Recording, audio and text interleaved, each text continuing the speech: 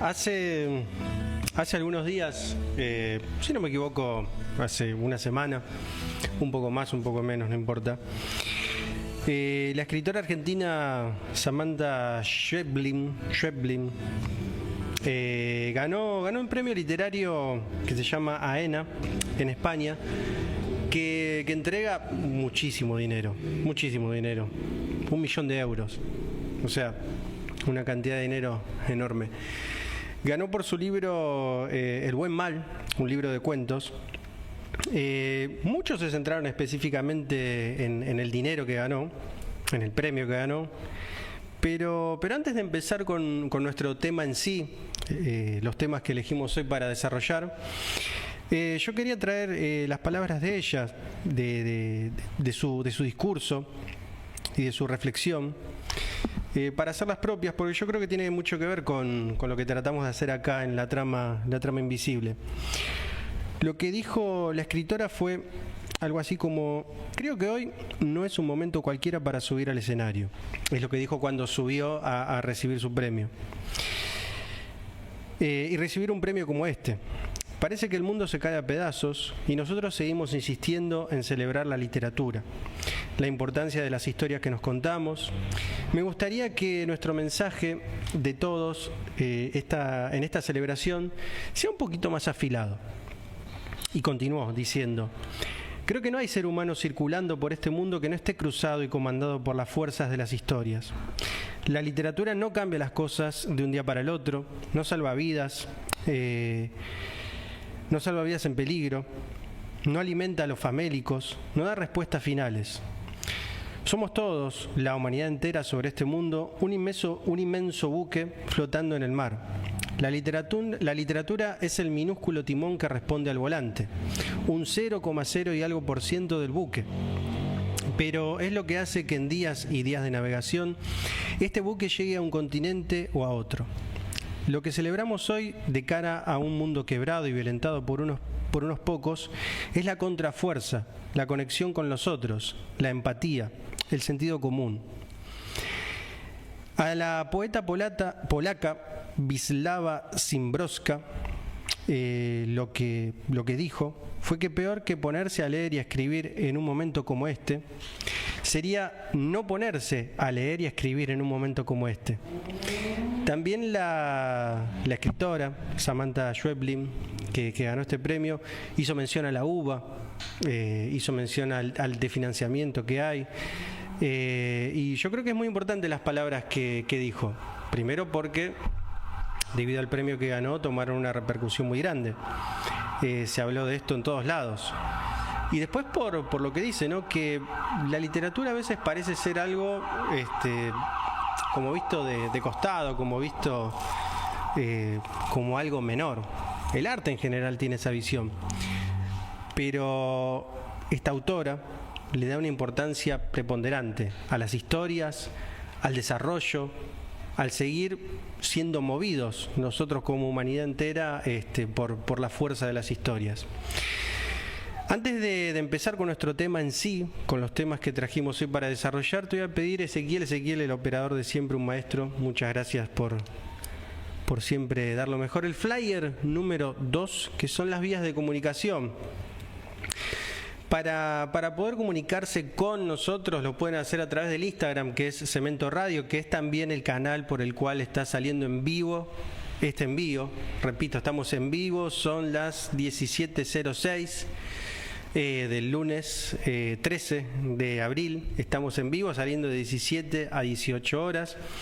También vamos a estar subiendo todos los programas completos por el canal La Trama Invisible, el cual también tiene su Instagram, en el cual se pueden también comunicar, pueden seguirnos, pueden mandar mensajes para pedir, para solicitar temas, para hacer consultas, para opinar, en fin, para lo que ustedes quieran. O sea, La Trama Invisible en Instagram. En vivo también estamos saliendo por la página cementoradio.esenvivo.com.ar. Es una página en la que las 24 horas están emitiendo los programas, el contenido de Cemento Radio. Ahí estamos saliendo en vivo también. Y se comunican por audio al WhatsApp de Cemento Radio, que es 11 711 91234. 11 711 91234. Ahí pueden mandar por audio o por mensaje. También lo mismo, opinar, enviar sus sugerencias, decir qué les pareció, proponer temas, en fin, todo lo que ustedes quieran lo pueden hacer por todas esas vías, por el Instagram de Cemento Radio, por el de La Trama Invisible o por el WhatsApp que recién acabamos de dar.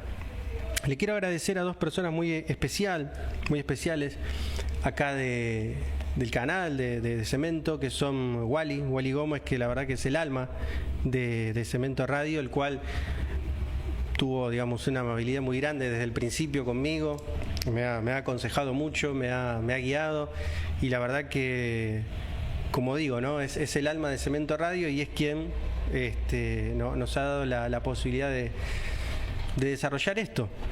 Y también a Yamil Chabán, que bueno, es igual y es el alma, él es la locomotora que lleva adelante todo esto, siguiendo el legado de lo que fue Cemento históricamente. Así que bueno, les quiero agradecer mucho. Hoy andaban por acá, por la radio, así que tuve la oportunidad de hablar con ambos. Muy contento de la devolución que siempre hacen por cómo se va desarrollando este programa. También los quiero invitar. Cemento, el lugar, está en Villa Ballester. Todos los viernes y sábados tenemos shows de diferentes bandas, ¿sí? Cemento históricamente, digamos, para los que tienen cierta edad, obviamente lo conocerán. Cemento fue un lugar emblemático de la cultura alternativa, de la cultura del rock, en la cual todas las bandas que a ustedes se les ocurran han pasado por Cemento. De hecho, en la cultura popular hay un dicho que es Testigo desde Cemento, que de hecho es el nombre de uno de los programas acá del canal. Y Cemento fue un lugar, yo diría, mítico, emblemático de lo que fue la cultura under y la cultura rockera de la Argentina. Y hoy, afortunadamente, su legado sigue vivo acá mismo, tanto en la radio como en el escenario, en donde, repito, todos los viernes y todos los sábados tenemos un montón de fechas y de bandas que están tocando, bandas de diferentes géneros, todas la verdad muy buenas, muchas bandas amigas. Que bueno, estaría bueno que se difunda y que crezca esto para que vuelva a resurgir un poco del espíritu que tuvo Cemento allá por los años 80 y 90, que llevó adelante el desarrollo de una contracultura muy fuerte. Así que bueno, la invitación está hecha.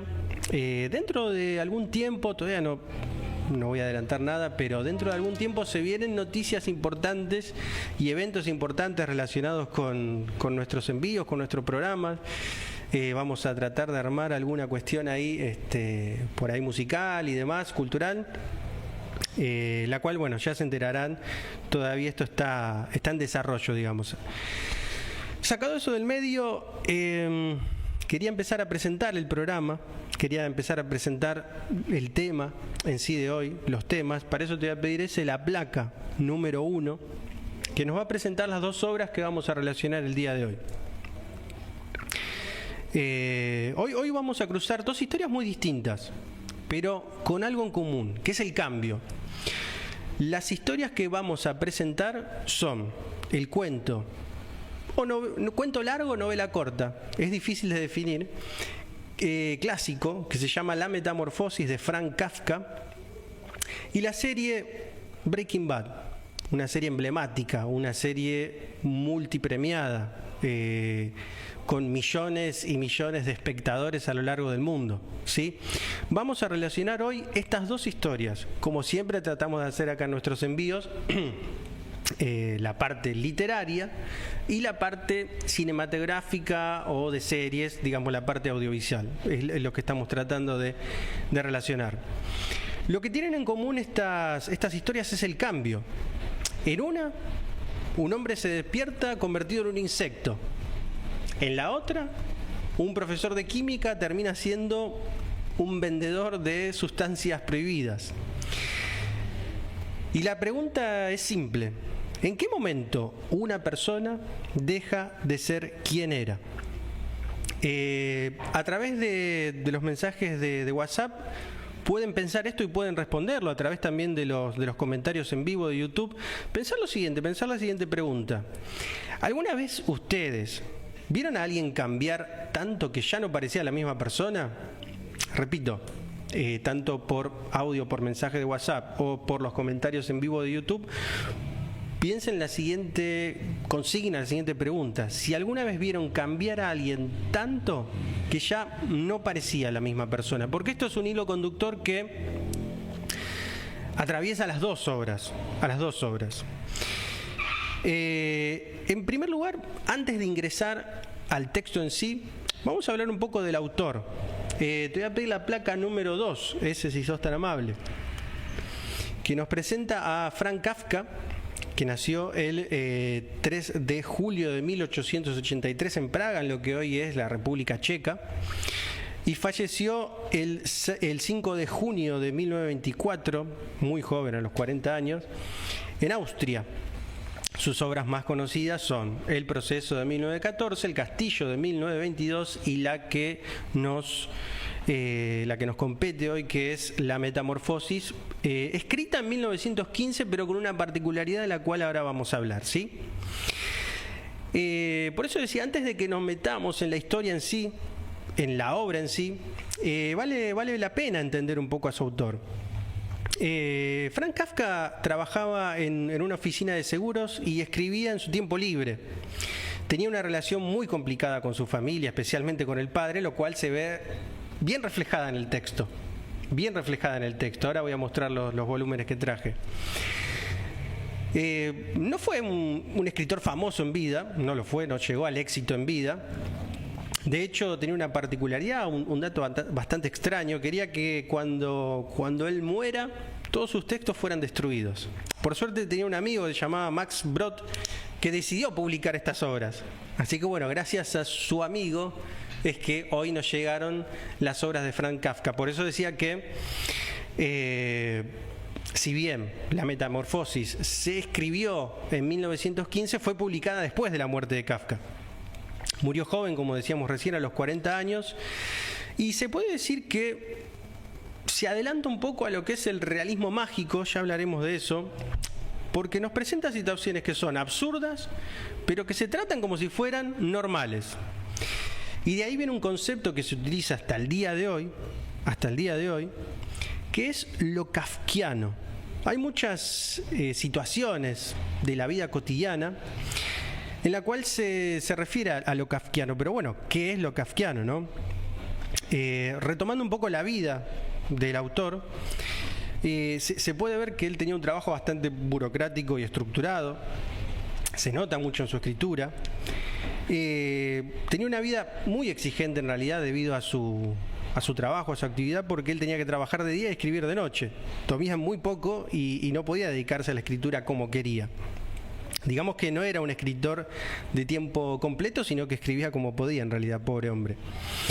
Él expresó en muchas cartas, en muchos escritos, el vínculo que tenía con su padre, el vínculo que tenía con su familia, que era de mucha presión, de miedo y de sensación de no estar nunca a la altura. Eso se va a ver reflejado ahora cuando leamos un poquito y expliquemos la metamorfosis. Sus personajes, los personajes que aparecen en su obra, son personajes que siempre se sienten juzgados, controlados, insuficientes. A su vez, los que aparecen en diferentes historias están atrapados en situaciones que no entienden, frente a sistemas que los superan, que no pueden controlar. Están siempre fuera del control de la situación los personajes kafkianos. No entienden al mundo y el mundo para ellos tampoco se explica.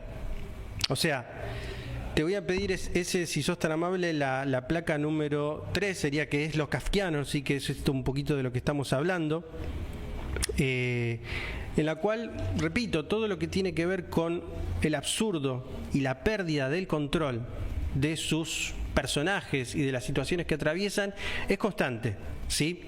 Entonces, para ponerlo, digamos, como en 4 puntos fundamentales a qué es lo kafkiano, que repito, es una palabra que se sigue utilizando al día de hoy, podemos decir que son situaciones un tanto absurdas, totalmente inexplicables, una sensación de claustrofobia, de encierro constante en todos sus escritos, de ahogamiento, de imposibilidad de salir del entorno en el que se está. Y como dijimos recién, todo el sistema que rodea a las personas, o a los personajes, mejor dicho, que atraviesan estas historias, son personas que no pueden controlar el sistema en el que viven. El sistema los controla a ellos, el sistema los manipula y, en una palabra, que es un término que también merece ser explicado y merece ser desarrollado ampliamente, viven bajo lo que se llama la alienación. Sí, o sea, son personajes alienados, es decir, enajenados, que no pertenecen a sí mismos, que las situaciones los llevan a extremos tan incontrolables que se despersonalizan. Para resumirlo en una frase sería que lo kafkiano es cuando algo no tiene sentido, pero nadie se lo cuestiona, en realidad. Cuando el sinsentido, cuando el absurdo de la vida y de la existencia se presenta, pero no hay nadie que lo cuestione. ¿Sí?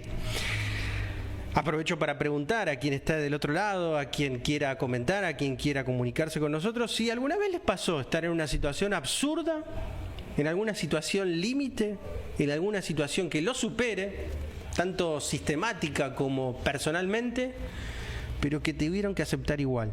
O sea, si alguna vez alguien que esté viendo esto, alguien que esté escuchándolo, se vio en estas situaciones en la cual el sistema te supere y vos tengas que aceptar esa situación.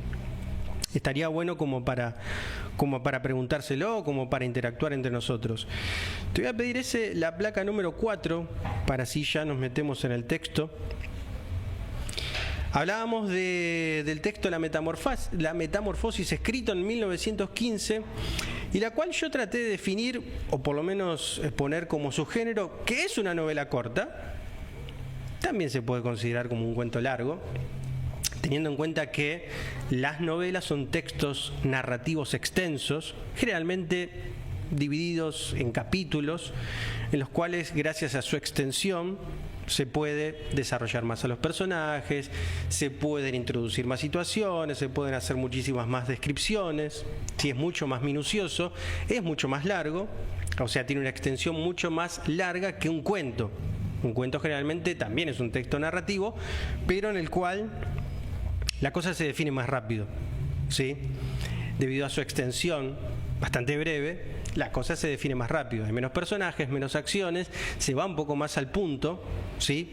Pero, repito, sigue siendo un texto narrativo. Había un autor que decía que una novela es como una pelea de boxeo, pero la cual se gana por puntos, y un cuento es una pelea de boxeo, pero ganada por nocaut.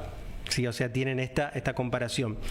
Y habíamos visto recién que yo puse como subgénero literatura fantástica, pero lo puse con un signo de interrogación. ¿Por qué? A ver, ¿lo fantástico qué es? Lo fantástico es una situación que se presenta dentro de un mundo realista, dentro de un mundo cotidiano, dentro de un mundo el cual no tiene ningún tipo de alteración en la realidad, pero en el cual de repente ocurre un hecho totalmente inexplicable, que deja perplejos tanto a los personajes como a los lectores. Y acá en esta situación podemos decir que es una novela, o mejor dicho, una novela corta, un cuento largo, fantástico, en la cual hay una situación inexplicable, científica y lógicamente, que irrumpe en la realidad.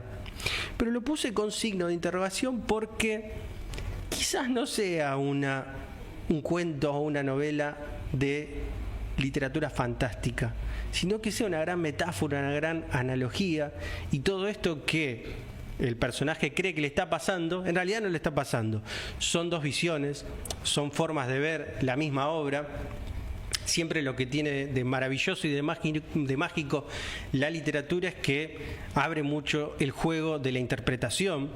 Entonces, bueno, repito, yo la puedo definir así de antemano como literatura fantástica, pero estemos de acuerdo en que esto puede ser así o quizás no. La historia de la metamorfosis arranca de una forma bastante directa. Un día, un señor llamado Gregorio Samsa viajante vendedor, ese es su trabajo, se despierta y está convertido en un insecto. Era una cucaracha, aparentemente. Nunca se define exactamente en el texto, pero por los detalles que se nos van mostrando, que se nos van contando,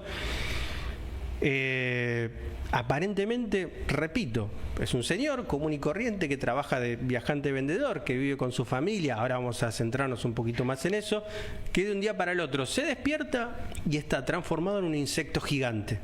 Repito, aparentemente en una cucaracha.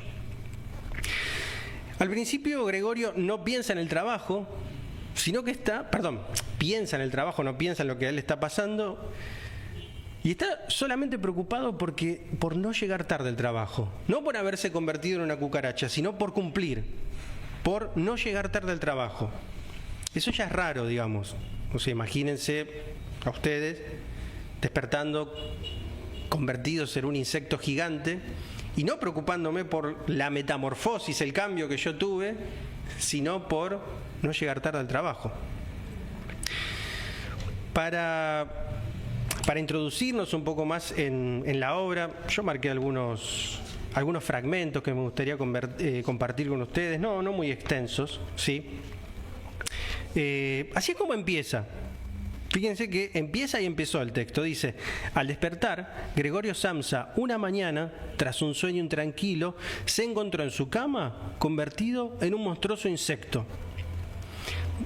Tenía innumerables patas, lamentablemente escuálidas en comparación con el grosor ordinario de sus piernas.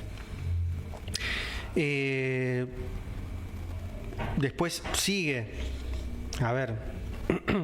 1000 veces intentó en vano levantarse, cerró los ojos para no tener que ver aquel rebullicio de las piernas, que no cesó hasta que un dolor leve y punzante al mismo tiempo, un dolor que jamás había sentido, comenzó a quejarle en el costado. La preocupación de los negocios es mucho mayor cuando se trabaja fuera que cuando se trabaja en el mismo almacén. Y no hablemos de esa plaga de los viajes. Sigue, ¿no? Estoy resumiendo bastante. Habla de, repito, él transformado en cucaracha con estas preocupaciones que sigo leyendo a continuación. Dice: el tren siguiente salía a las 7. Para alcanzarlo era preciso darse una prisa loca. El muestrario no estaba aún empaquetado y por último, él mismo no se sentía nada dispuesto. O sea, repito, él, más allá de haberse despertado, transformado en una monstruosidad, estaba preocupado por no llegar al trabajo. Y acá es donde entra este concepto del cual yo recién hablaba, que es el de alienación. No importa su humanidad, no importa en qué él esté convertido, sino que importa cumplir con lo que el sistema me está demandando. ¿Por qué? Se nos cuenta en la historia que Gregorio, digamos, es un hombre de mediana edad, el cual convive con su familia, que está compuesta de su padre, su madre y sus 2 hermanas. En realidad Gregorio es el sostén de esa casa, ¿sí? Su individualidad, su personalidad, su humanidad misma está resumida en que él lo único que tiene que hacer, lo único que lo define como ser humano, es la función que cumple, que es la de mantener económicamente ese hogar. Ahora bien, esa transformación que sufre de la noche, con la cual se despierta y descubre, parece ser que no es lo importante. Más allá de haberse despertado, transformado en una cucaracha gigante, él está obligado a seguir con sus tareas, con sus quehaceres, con sus obligaciones. Hay un momento bastante cómico, si se quiere, en el cual él intenta hablar, intenta esbozar algún tipo de sonido, algún tipo de palabra con su boca, pero son sonidos extraños. Si bien le salen palabras, son sonidos que no son humanos, ¿sí? Hay un momento en el cual en el texto mismo se nos hacen diferentes preguntas como para proseguir con la lectura, la cual dice: ¿por qué estaría Gregorio condenado a trabajar en una casa en la cual la más mínima ausencia despertaba inmediatamente las más trágicas sospechas? ¿Es que los empleados, todos en general y cada uno en particular, no eran sino unos pillos? ¿Es que no podía haber entre ellos algún hombre de bien que, después de perder, aunque solo fuese un par de horas de la mañana, se volviese loco de remordimiento y no se hallase en condiciones de abandonar la cama? Lo que empieza a suceder en esa mañana tan particular es que la familia empieza a preocuparse por él, o sea, empieza a decir qué pasa que no sale, qué pasa que este hombre, que este muchacho que siempre es bastante cumplidor, de repente no está yendo a trabajar. Lo ven solamente como una fuente de sustento, no como un ser humano. A eso es a lo que iba. Y empiezan, bueno, a agitarse, a golpear su puerta, a ver qué es lo que está pasando. Y Gregorio, repito, sigue preguntándose, pero che, no me puedo enfermar, no puedo tener alguna indisposición que para mi familia solamente soy el que trabaja y el que tiene que traer el sustento económico, ¿sí? Es una pregunta casi existencial que se hace, diciendo, pero che, o sea, me desperté transformado en cucaracha, no es que estoy enfermo, ¿sí? No sé qué hacer, ni siquiera con mi vida. O sea, la familia en realidad no lo está viendo como un integrante más, sino solamente como alguien que produce.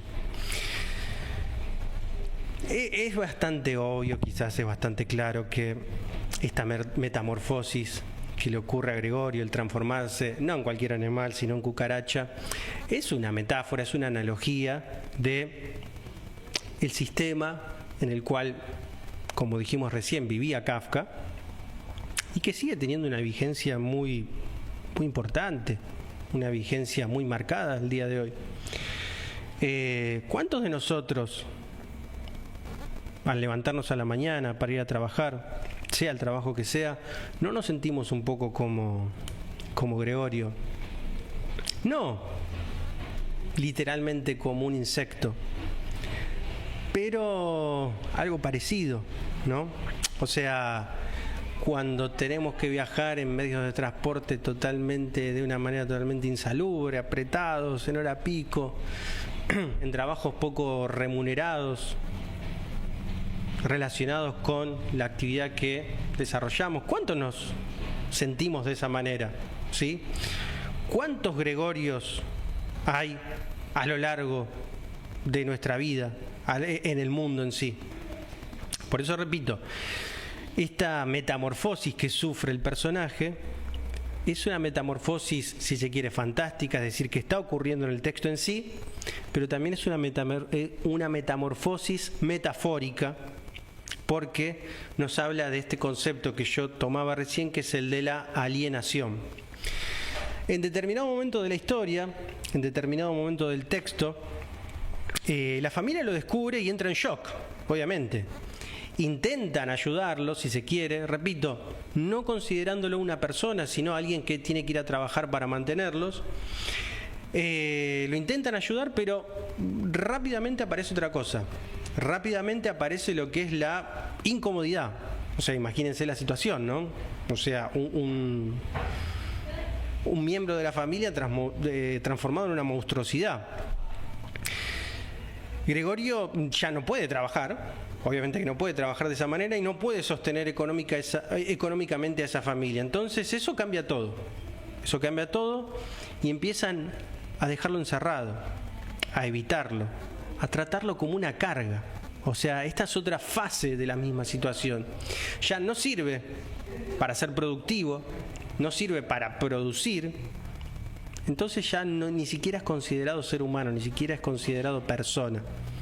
A la despersonalización que había sufrido anteriormente debido a la metamorfosis, se le suma la despersonalización de su propia familia al considerarlo solamente alguien que tiene que producir. No importa que se haya transformado en un monstruo, si no produce, no sirve. Repito, es una mirada bastante actual también. Cuando deja de producir, cuando deja de ser productivo, cuando deja de trabajar, deja de tener lugar. Incluso su hermana, que al principio lo cuidaba, termina rechazándolo. El personaje se va apagando, el personaje se va aislando cada vez más, hasta que muere. Y lo más duro no es esa muerte en el texto. lo más duro es que la familia sigue adelante, como si nada. O sea, Gregorio, quien había sido en su momento el que producía, el que era útil, cuando dejó de serlo, cuando se transformó en cucaracha, y esto yo lo quiero dejar tanto metafóricamente como literalmente, o sea, a ver, cuando dejó de ser un ser humano, ya no tuvo más utilidad, murió y su familia, bueno, siguió adelante. En este relato Kafka no cuenta una transformación solamente o una metamorfosis solamente física, sino que cuenta un abandono.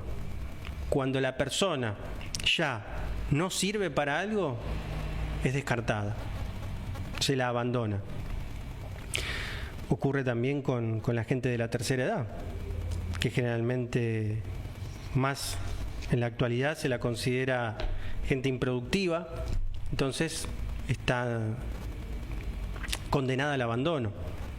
Eso se ve constantemente en la actualidad, en el día a día. Yo no sé si se puede acercar un poquito, traje 2 volúmenes de la Metamorfosis. El otro día en el aula yo tenía justamente este, que es de la Biblioteca de la Nación, y uno, muy linda la encuadernación y demás. Una alumna me preguntó si estaba leyendo la Biblia, porque bueno, es una encuadernación un tanto, si se quiere, antigua, si bien la edición obviamente no es tan antigua, pero bueno, tiene este estilo y me habían preguntado eso en el aula. Tengo otra que es un poco más económica, si se quiere, pero la verdad que siempre muy buenas, del Centro Editor de Cultura, o sea, literatura. O sea, ¿para qué traigo? Para mostrar esto, ¿no? Porque la literatura está al alcance de todos, por suerte.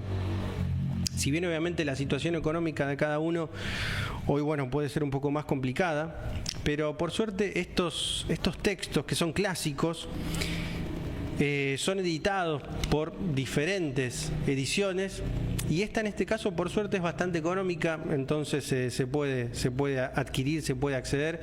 Quizás tenga por ahí una introducción distinta, quizás tenga por ahí no tantas notas al pie y demás, pero como para poder acceder a la lectura nunca está de más poder hacerlo de manera económica.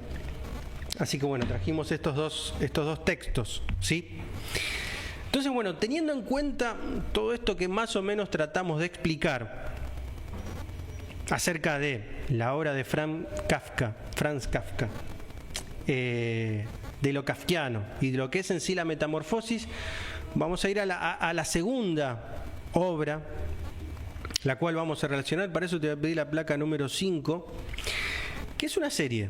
Es una serie llamada Breaking Bad, que tiene 5 temporadas, salió desde el año 2008 hasta el año 2013, producida por Sony y salía, digamos, regularmente por el canal AMC o AMC. Yo le puse que es un drama, después vamos a explicar por qué. Los protagonistas, grandes actores: Bryan Cranston, Aaron Paul, Anna Gunn, y el creador, del cual también vamos a hablar un poquito después, que tiene bastantes particularidades, fue Vince Gilligan. Vince Gilligan, guarden ese nombre que después vamos a hablar un poco de él. Yo definía a Breaking Bad como un drama, en realidad. Se puede también catalogar como un policial, si se quiere. Se puede catalogar como de acción. Yo le puse que es un drama, porque en realidad es absolutamente dramático todo lo que vive el personaje principal llamado Walter White. O sea, hay una transformación también en esta obra, pero es totalmente distinta a la que sucede en la Metamorfosis. Distinta en algunos casos, pero muy similar en otros aspectos. La trama, más o menos, de qué va. Walter White es un profesor de química frustrado, con problemas económicos, un profesor de escuela secundaria, cuando de un día para el otro le diagnostican cáncer de pulmón. Y ahí toma una decisión. O sea, él vive con su familia, con su mujer, con uno de sus hijos que es discapacitado motriz, y con un hijo por nacer. Entonces, digamos, con toda esta situación problemática, la cual él ya tenía problemas económicos, de hecho tenía un segundo trabajo que era en un lavadero de autos. Con toda esta situación problemática, a él le diagnostican cáncer de pulmón incurable, el cual le queda muy poco tiempo de vida. Entonces toma una decisión. ¿La decisión cuál es? Él tiene un cuñado que trabaja en la DEA, que es, digamos, la agencia gubernamental estadounidense que se encarga, bueno, de perseguir y de tratar todo el tema de sustancias. Él tiene un cuñado que trabaja ahí que lo invita un día a un operativo en el cual van a allanar y van a desbaratar un laboratorio de metanfetamina. Al principio él no quería acompañarlo, pero bueno, decide un día acompañarlo a este operativo, y ahí ve, cuando desbaratan este laboratorio clandestino, que hay un montón de dinero, que hay muchísima plata, que hay muchísimos dólares. Entonces él ve eso y hay algo que en él, dentro de su mente, cambia. Recordemos que estaba atravesando una situación económica, personal y de salud catastrófica. Y hay otro elemento que se suma a esa situación, que es que uno de los fabricantes de esta sustancia que estaba en este laboratorio ilegal era un exalumno suyo. Lo ve, hace contacto visual, y con el tiempo, después de que pasa esta situación, lo contacta y él mismo se transforma en un fabricante y traficante de metanfetaminas, ¿sí? ¿Para qué? ¿Con qué objetivo? Con el objetivo económico de poder ayudar a su familia y dejarle a su familia por lo menos alguna herencia para después de su muerte. O sea, fíjense que en el caso de Walter White y de Gregorio Samsa hay un hilo conductor, algo que los une, que es el hecho de que tienen que llegar al sostén de su familia de cualquier forma, de cualquier manera. Al principio esta cuestión de dejarle dinero a su familia es una especie de justificación, pero a medida que va pasando la historia, él empieza a cambiar, se vuelve más frío, más violento, más controlador y adopta una nueva identidad, la identidad de Heisenberg. Él se transforma, o mejor dicho, toma el nombre de Heisenberg. Heisenberg era el nombre de un químico muy famoso, ¿sí? Y digamos, lo que nos da a entender esto es que él no cambia de golpe, sino, o sea, no tiene esta metamorfosis exactamente igual a como la tuvo Gregorio, sino que su metamorfosis se da o se va construyendo de una manera más paulatina, y él se va transformando también en otro tipo de persona. Pasemos a la placa número 6, así vamos siguiendo. El alumno con el cual él se contactó y que termina siendo su secuaz, digamos, el que conoce el negocio, es Jesse Pinkman, con el cual, como dice la placa, tiene una relación bastante complicada. Se puede decir de amistad, se puede decir de subordinación, en cuanto a Jesse con Walter, ¿no? Y se puede decir en algún momento hasta de padre e hijo, ¿sí? Al principio, Walter ve a Jesse como un medio para lograr esto, porque Jesse conocía el negocio, digamos. Alguien que le permite entrar a ese negocio, pero con el tiempo la relación se vuelve un poco más compleja. Hay momentos donde, decíamos recién, el vínculo se vuelve casi paternal, y hay otros en los cuales Walter se transforma en un manipulador de Jesse, porque, repito, se va dando esta misma metamorfosis que dijimos recién en el personaje de Walter White. Él empieza como un padre de familia, aquejado por esta situación económica, laboral y personal, y a través de este elemento ilegal es que va aflorando toda la oscuridad que él en realidad tenía dentro. Y no solamente es algo que le pasa a él, sino que a través de su metamorfosis, a través de su cambio, cambia todo lo demás, cambia todo su contexto, cambia todas las personas y las situaciones que lo rodean. Hay una diferencia que hay entre Jesse y Walter, que es el hecho de que Jesse tiene cierta culpa, siente cierta culpabilidad al hacer lo que está haciendo.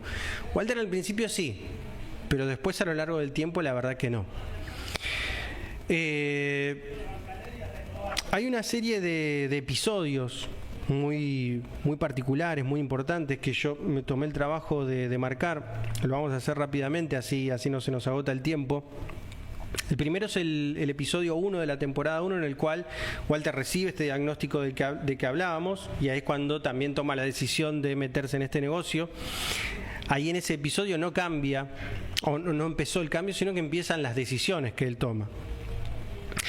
Hay otro episodio que es el número 6 de la temporada 1, en el cual Walter ya empieza a ser Heisenberg cuando se enfrenta con otro narcotraficante, y a través de una explosión química que realiza, porque digamos él era un experto en esta materia, lo puede amedrentar. En el capítulo 12 de la temporada 2, que se llama Fénix, ahí sí es como que se ve totalmente este cambio del personaje, que es cuando deja morir a la novia de Jesse. En realidad estaba atravesando una situación de consumo, esto le trae una convulsión, y él, pudiendo ayudarla, deja que muera. Entonces, bueno, ahí es como que el punto de quiebre de la transformación interior de Walter en Heisenberg toma ya cuerpo, ¿sí? Se hace bien visible.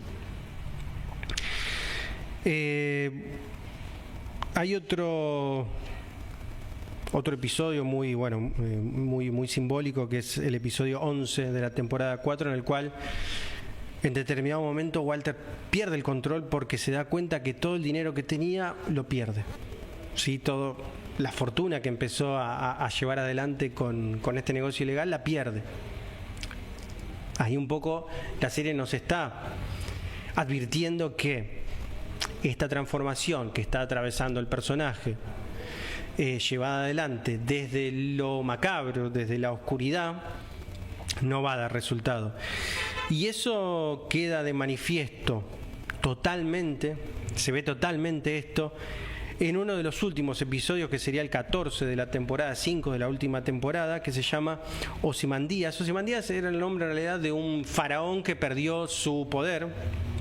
Y en este episodio en particular, que está catalogado como uno de los episodios, de los mejores episodios de la historia de la televisión, es cuando Walter White pierde absolutamente todo.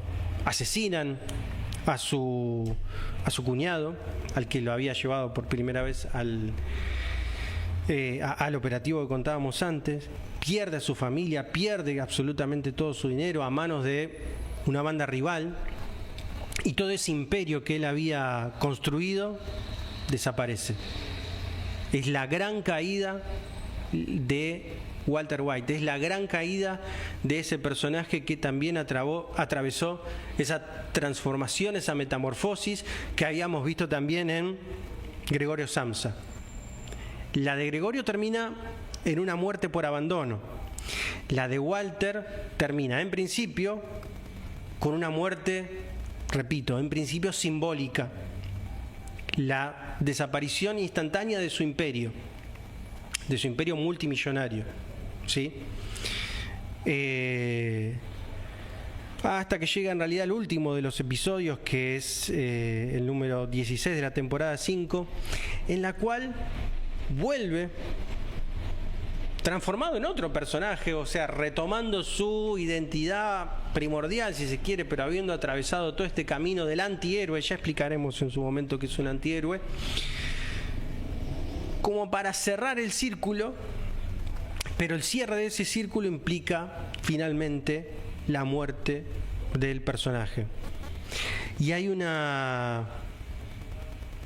momento muy paradigmático de esta serie, que es absolutamente relacionable con la historia de Gregorio Samsa en la metamorfosis de Franz Kafka, que es cuando Walter White admite finalmente que todas esas acciones ilegales y terroríficas y terribles que llevó adelante y que lo corrompieron,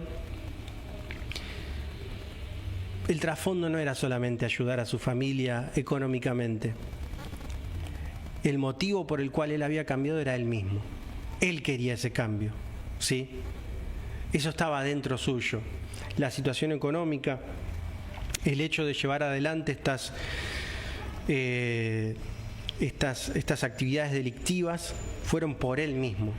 Esa despersonalización es exactamente, o esa alienación, en este caso autoimpuesta, es exactamente la misma alienación que le sucede al personaje de Gregorio Samsa en La Metamorfosis de Franz Kafka, ¿sí? Recomiendo mucho volver al texto, recomiendo mucho volver al libro, recomiendo mucho, hoy por suerte tenemos las plataformas, de hecho la serie en sus inicios no tuvo mucho éxito, o tuvo un éxito bastante demorado. Su éxito rotundo mundial se dio gracias a las plataformas estilo Netflix y demás. Recomiendo mucho, quien la haya visto, que la vuelva a ver, porque la relectura es mucho más importante que la lectura, y quien no la haya visto, un poco de envidia uno le tiene, porque va a tener la posibilidad de disfrutarla y de descubrirla por primera vez, lo cual es maravilloso. Nos queda poquito tiempo, pero bueno, te quiero pedir si me podés poner la placa número 7, sería la última, ¿sí? Que es lo kafkiano, o sea, ¿qué es lo kafkiano que hay en Breaking Bad? Y vamos a hacer rápidamente conexiones. O sea, Walter está atrapado en un sistema económico, tiene la necesidad de sostener el rol de proveedor. Hay decisiones que parecen ser obligadas, y esas consecuencias que lleva adelante, absurdas, se vuelven inevitables. O sea, lo kafkiano no es solamente lo absurdo que ocurre, sino el hecho, como decíamos al principio, no tiene salida. No tiene salida Walter. Se mete él mismo, obviamente, pero no tiene salida de ese laberinto que él mismo se autoimpuso. Entrar al sistema, o mejor dicho, cuando entras al sistema, salir ya no depende solamente de vos. Y esa salida puede ser mortal, que es lo que le sucede tanto a Gregorio como a Walter. Lo que decíamos, ¿no?, acerca de las historias, de lo que nos hablaba la autora Samantha Schweblin al principio, ¿no?, la fuerza de las historias y cómo impulsa y cómo nos hace reflexionar y vernos muchas veces reflejados en un espejo, en este caso el espejo de Gregorio de Walter, y cómo esas historias, que en algún caso son absurdas, en otro caso son fantásticas, en otro caso son dramáticas o de acción, que se pueden ver a través de páginas de un libro o a través de una pantalla, como en realidad, más allá de que formen parte del mundo de la fantasía y de la imaginación, cómo nos interpelan y nos atraviesan constantemente, día a día y todo el tiempo, ¿sí?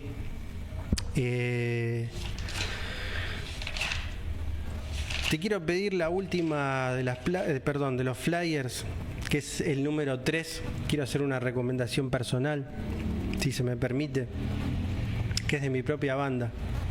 No sé si... Ahí está. Les voy a pedir que sigan a... Esta banda es mía, la verdad. Punk rock melódico, Mayón. Nos pueden seguir, ahí están las vías. Por Instagram, por Facebook, están los temas tanto en YouTube como en Spotify, ¿sí? Mayón. Estamos un poquito parados ahora, dentro de poco vamos a estar retomando los ensayos y haremos fechas y demás. Invito a muchos de los amigos músicos que sé que nos siguen y que nos escuchan y que nos ven, a que se comuniquen con nosotros. Seguramente va a haber más invitados, como tuvimos la semana pasada, los chicos de Erlinde, en el cual trabajamos y hablamos sobre El Señor de los Anillos y la obra de Tolkien. Entonces, bueno, todos los lunes en vivo, estamos saliendo en vivo por el canal de Cemento Radio. Después subimos todos los programas completos a La Trama Invisible, al canal propio de YouTube. Repito, por las redes, por Instagram, mismo por el WhatsApp nos pueden contactar. por el hecho, lo vamos a preparar un poco mejor para la semana que viene, por el hecho de clases particulares de lo que es lengua, literatura y demás, también se pueden contactar con La Trama Invisible, con el Instagram. Vamos a estar armando prontamente, seguro, talleres literarios, tanto presenciales como virtuales. Está la posibilidad de hacerlo, así que bueno, son todos proyectos. La idea es que esta comunidad, tanto en Cemento como de La Trama Invisible, vaya creciendo, podamos intercambiar ideas, podamos intercambiar textos, podamos intercambiar experiencias, y que todo esto que tiene que ver con lo artístico, que es fundamental para la vida, siga creciendo. Nos estamos viendo el lunes a las 17 horas nuevamente por Cemento. Mi nombre es Matías Corbani y les mando un abrazo a todos.